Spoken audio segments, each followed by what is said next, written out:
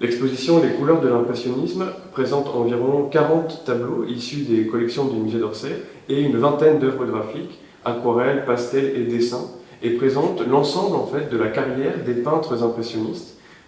du milieu du 19e siècle, donc des années 1850, jusqu'au début du 20e siècle,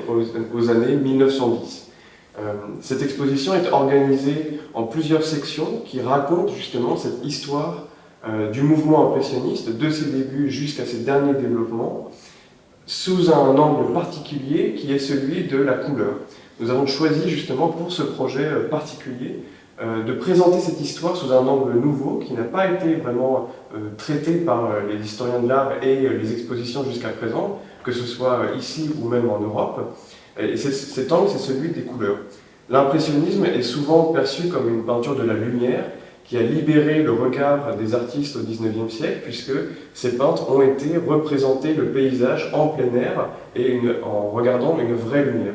Et bien cette lumière, elle est composée évidemment de couleurs, et c'est ce que nous montrons ici dans cette exposition. Quelles sont les couleurs qu'ont utilisées ces peintres de leur début à leur fin de leur carrière, et comment ces couleurs ont évolué au long du temps.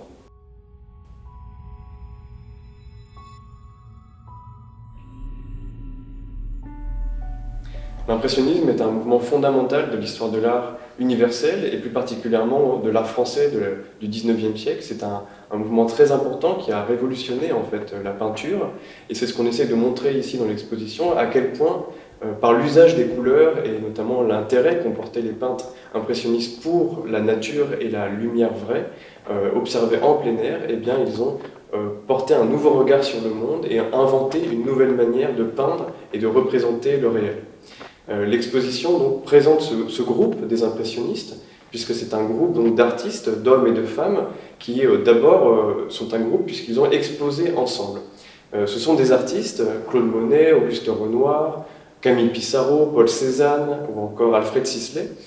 qui ont eu du mal à leur début, du mal à exposer, puisque leur peinture était trop novatrice par rapport à ce qu'il était attendu à l'époque. Et donc progressivement, ils se sont constitués en groupe et ont voulu exposer en dehors des circuits officiels, dans des expositions indépendantes, pour pouvoir promouvoir leur peinture. Et c'est ces expositions que l'on va appeler les expositions impressionnistes, du nom d'un tableau de Claude Monet, Impression Soleil Levant, qui va être caricaturé par un critique d'art et qui va donner son nom au mouvement impressionnisme.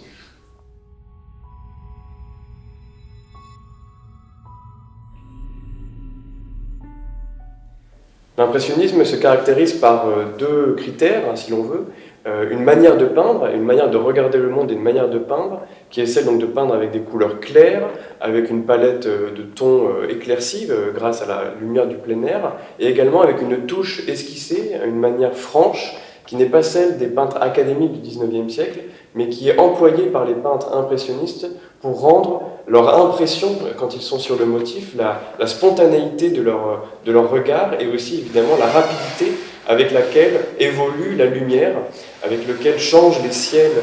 qu'ils peignent. Et évidemment, cette manière est liée à ce sujet.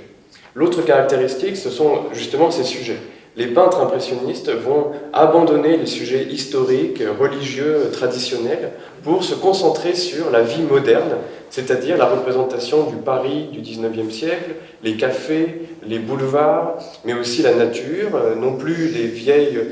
antiques forêts de France, mais les bords de Seine, les lieux où les jeunes Parisiens vont faire du bateau, ou encore les banlieues et les restaurants animés des environs de Paris. Les impressionnistes ont révolutionné la manière de peindre puisque en fait, ils vont utiliser tous les éléments qui sont mis à leur disposition à ce moment-là, au milieu du XIXe siècle, pour justement peindre cette peinture nouvelle, plus rapide, sur le motif, en plein air. Pour ça, ils vont mettre à profit des inventions qui sont celles plutôt de la première moitié du XIXe siècle ou du milieu du XIXe siècle, qui leur permettent donc de peindre sur le motif. Une première chose, c'est le chevalet pliant, qui leur permet d'emporter directement leur chevalet en plein air pour pouvoir le poser directement en face de leur sujet. Ces chevalets pliants, l'un d'eux est présenté donc dans l'exposition. Et puis l'autre invention très importante, c'est le tube de peinture, qui est inventé dans les années 1840 et que vont progressivement utiliser donc les peintres impressionnistes et qui est beaucoup plus évidemment facile à utiliser que les anciennes manières de transporter donc les pigments. Donc cet usage par les impressionnistes des nouvelles techniques offertes par le 19e siècle ne doit pas faire oublier cependant qu'ils ne sont pas les inventeurs de la peinture de plein air. Déjà avant eux, les peintres depuis la Renaissance et surtout au 18e siècle ont été dessinés, faire des études en plein air. Mais ce qui est nouveau avec l'impressionnisme, c'est que des tableaux qui vont être ensuite exposés à des expositions, vendus, vont être entièrement réalisés en plein air et non plus terminés en atelier comme traditionnellement c'était le cas auparavant. Alors en plus de ce nouveau matériel, le chevalet, le tube de peinture, il y a aussi des nouvelles couleurs simplement, puisque la chimie moderne du 19e siècle va inventer de nouveaux pigments et de nouvelles couleurs qui vont aussi modifier la palette des impressionnistes. Particulièrement des nouveaux bleus, des nouveaux verts beaucoup plus brillants, beaucoup plus vifs, des jaunes également, des violets, une couleur qui n'existait pas jusqu'alors sur la palette des peintres, vont faire leur apparition. Et les impressionnistes, qui sont des hommes de leur temps, vont embrasser vraiment cette révolution technologique pour peindre leurs tableaux. Un autre élément important pour comprendre la peinture impressionniste, c'est les théories de la couleur. Les impressionnistes ne sont pas uniquement des peintres qui vont en plein air et regarder le paysage de manière innocente et naïve. Ils connaissent la tradition picturale, ils ont regardé les maîtres anciens, et particulièrement Eugène Delacroix, qui va beaucoup les inspirer dans sa manière d'utiliser les couleurs vives, et ils connaissent les théories scientifiques de la couleur du temps, qui expliquent notamment cette question des contrastes. Mettre à côté des couleurs contrastées apporte plus de luminosité au tableau. Et donc les impressionnistes vont beaucoup s'inspirer de ces théories scientifiques d'alors pour justement créer une peinture qui soit plus claire, plus contrastée et donc plus lumineuse et qui permette ainsi de mieux rendre l'impression de la lumière de l'extérieur.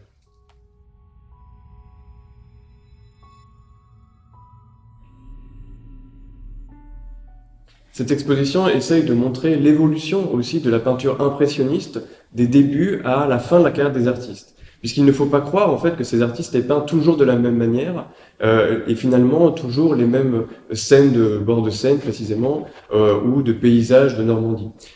C'est une peinture qui a évolué dans le temps et c'est ce qu'on essaye de montrer ici puisque l'exposition couvre quasiment un demi-siècle de l'histoire de l'art français.